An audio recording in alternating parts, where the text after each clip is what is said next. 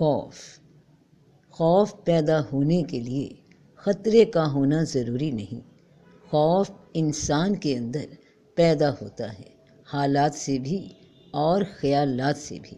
جب انسان اپنی کسی خواہش کا جواز اپنے ضمیر میں نہیں پاتا تو خوف زدہ ہونا لازمی ہے۔ خوف ناروا خواہش کا اولین سگنل ہے۔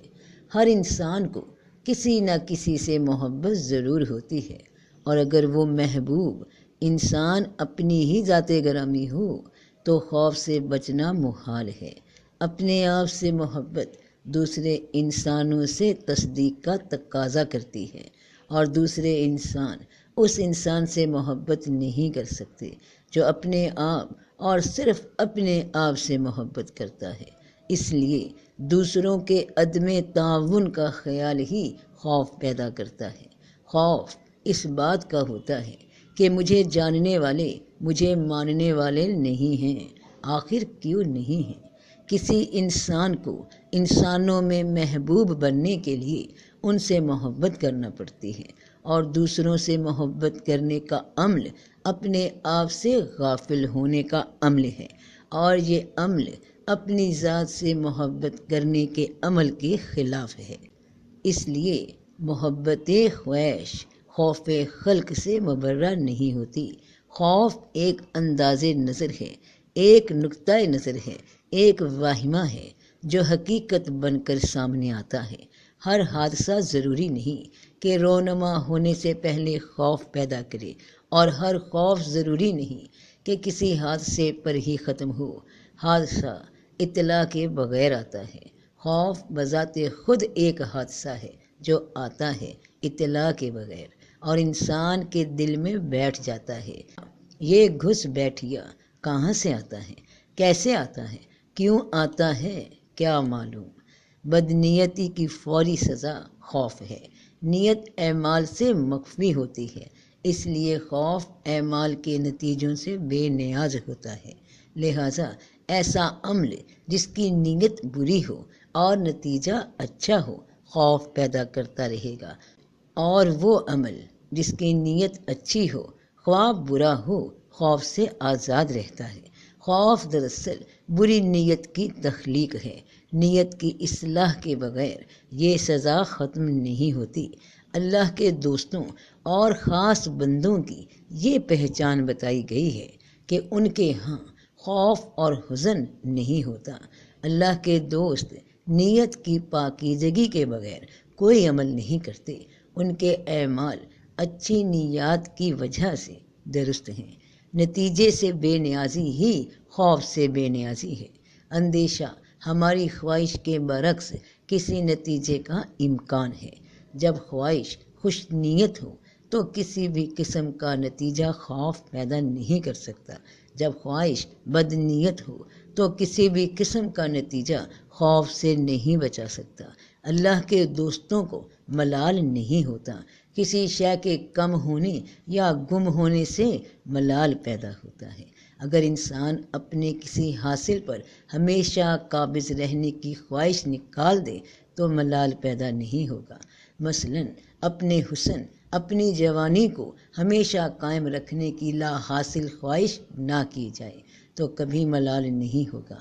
خوف اور حزن حاصل کو مستحکم بنانے کی خواہش اور کوشش کے نتیجے میں پیدا ہوتے ہیں۔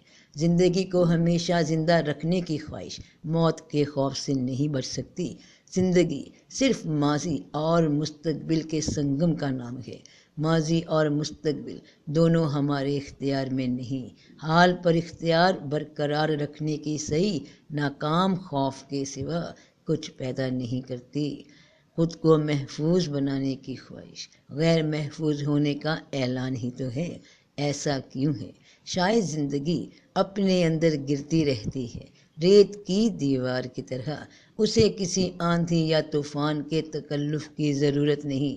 انسان کا وجود اور ارادہ اندر سے مفلوج ہوتے ہیں۔ باہر کے موسم تو ہمیشہ وہی رہتے ہیں۔ بہاریں اور خزائیں آتی جاتی رہتی ہیں، لیکن ہم اپنے اندر بے نام اندیشے پالتے رہنے کی وجہ سے یکسر بدل جاتے ہیں۔ اور پھر ہمیں نہ بہار راس آتی ہے اور نہ خزاں۔ انسان اندر سے ٹوٹ جائے تو تعمیر حیات کی کتابیں مدد نہیں کر سکتی۔ خوف اس انسان سے آتا ہے جس کو وہ خوف زدہ کرتا ہے۔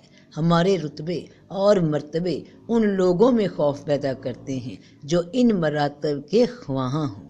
ہمارے خوف کی وجہ سے وہ دل ہی دل میں ہمیں ناپسند کرتے ہیں، اور پھر یہی ناپسندیدگی ان کے چہروں پر سوالات لکھتی ہے، اور ان سوالات کو پڑھ کر ہم خوف زدہ ہو جاتے ہیں۔ امیر آدمی جب غریبوں کو ناراض دیکھتا ہے تو اسے ان سے خوف محسوس ہوتا رہتا ہے۔ ڈرنے والا ہی ڈرانے والا بن جاتا ہے۔ ہم جس دشمن سے ڈرتے ہیں وہ بھی تو ہم سے ڈرتا ہے۔ بارڈر کے پاس ہمارا خوف پرورش پاتا رہتا ہے۔ جس نے ہمارا سکون برباد کیا اس کو کب چین نصیب ہو سکتا ہے؟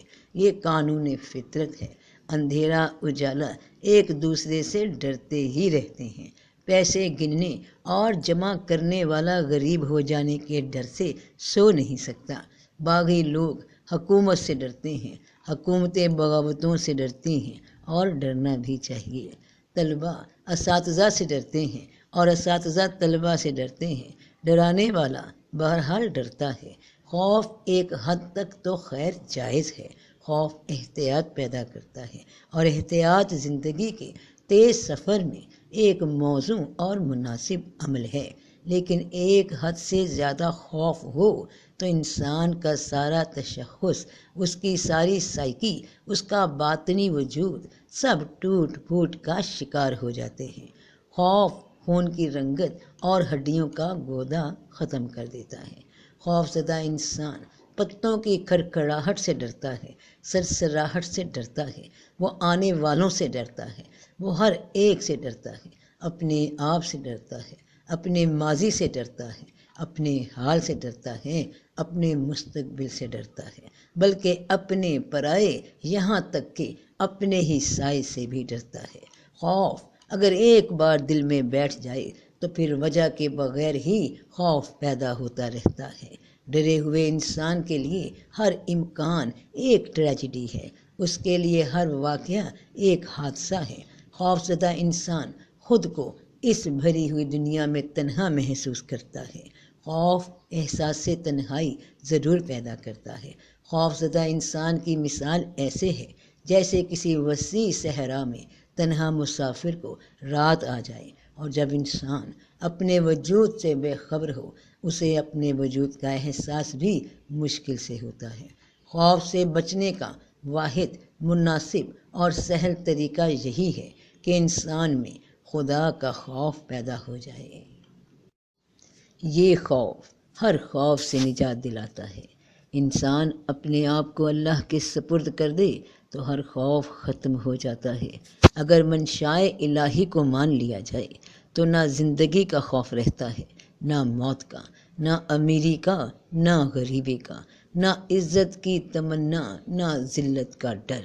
یہ سب اس کے انداز ہیں، وہ جو چاہے عطا کرے، ہمیں راضی رہنا ہے، ورنہ ہماری سرکشی اور خود پسندی کی سزا صرف یہی ہے کہ ہمیں اندر سے دبوچ لیا جائے۔ ظاہر کے جسم میں تو کوئی خراش نہ ہو، لیکن اندر سے باطنی وجود کاش کاش اور پاش پاش ہو چکا ہو۔ جب زمین والوں کی بدعمالیاں حد سے بڑھ جائیں تو آسمان سے عذاب کا دیباچہ خوف کی صورت میں نازل ہوتا ہے۔ ممالک، حکومتیں، معاشرے، تہذیبیں، افراد، غرض کے ہر ذی جان خوف زدہ ہوتا ہے۔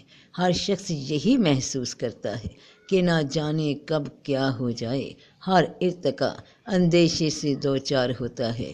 ہر شے ایک بے نام اندیشے کے سائے میں لپٹی ہوئی نظر آتی ہے۔ جب انسان خدا سے دور ہو جائے تو سکون انسان سے دور کر دیا جاتا ہے، اور اس کی جگہ اندیشہ اور خوف مسلط کر دیا جاتا ہے۔ جب زندگی اپنی افادیت، معنویت اور تقدیس کھو دے تو نتیجہ خوف کے علاوہ کیا ہو سکتا ہے؟ انسان جب انسانیت ترک کر دے تو اسے خوف سے بچانا مشکل ہے۔ خوف اور مسلسل خوف بے وجہ اور بے معنی خوف ایک عذاب ہے۔ اس قرب مسلسل سے بچنے کا واحد ذریعہ یہی ہے کہ انسان خوف خدا رکھے۔ انسان یہ نہ بھولے کہ اس کا قیام عارضی ہے، اسے ضرور اسی راستے پر گامزن ہونا ہے جس پر اس کے آباء و اجداد سفر کر گئے۔ خیال اور عمل کا فرق کم کرنے سے خوف کم ہو جاتا ہے۔ اپنے حاصل اور حق میں فرق مٹ جائے تو خوف مٹ جاتا ہے۔ خوف کسی غلطی، کسی غفلت، کسی گناہ اور کسی جرم کی یاد ہی کا نام ہے۔ خوف خود کوئی شے نہیں، یہ صرف نشاندہی ہے کسی ناروا عمل کی، کسی نامناسب رویے کا نتیجہ ہے۔ خوف زدہ انسان اول تو کوئی فیصلہ نہیں کر سکتا، اور اگر کر بھی لے تو غلط فیصلہ کر جاتا ہے۔ خوف اعصاب شکن بیماری ہے، اس سے انسان کی تمام فکری صلاحیتیں سلب ہو جاتی ہیں اور اس کی شخصیت ریزہ ریزہ ہو جاتی ہے۔ خوف کا پسندیدہ مسکن اس انسان کا دل ہے جس میں احساس گناہ تو ہو لیکن گناہ چھوڑنے کی طاقت نہ ہو۔ خوف زدہ انسان کی ہر بازی مات، ہر جنگ شکست اور ہر کوشش ناکام ہوتی ہے۔ خوف خوراک سے طاقت اور نیند سے راحت چھین لیتا ہے۔ سب سے بدقسمت ہے وہ انسان جو اپنے مستقبل سے خائف ہو۔ جدا ہو جانے والے ہمراز اور ادب نہ کرنے والی اولاد سے خوف آتا ہے۔ اگر خیال کی اصلاح ہو جائے تو خوف دور ہو سکتا ہے۔ ماضی کی غلطیوں پر توبہ کر لی جائے تو خوف دور ہو جاتا ہے۔ اللہ کی رحمت پر بھروسہ کر لیا جائے، اس کے فضل سے مایوسی نہ ہونے دی جائے تو خوف نہیں رہتا۔ کوئی رات ایسی نہیں جو ختم نہ ہوئی ہو، کوئی غلطی ایسی نہیں جو معاف نہ کی جا سکے، کوئی انسان ایسا نہیں جس پر رحمت کے دروازے بند ہوں۔ رحم کرنے والے کا کام ہی یہی ہے کہ رحم کرے۔ رحم اس فضل کو کہتے ہیں جو انسانوں پر ان کی خامیوں کے باوجود کیا جائے، اور یہ رحم ہوتا ہی رہتا ہے۔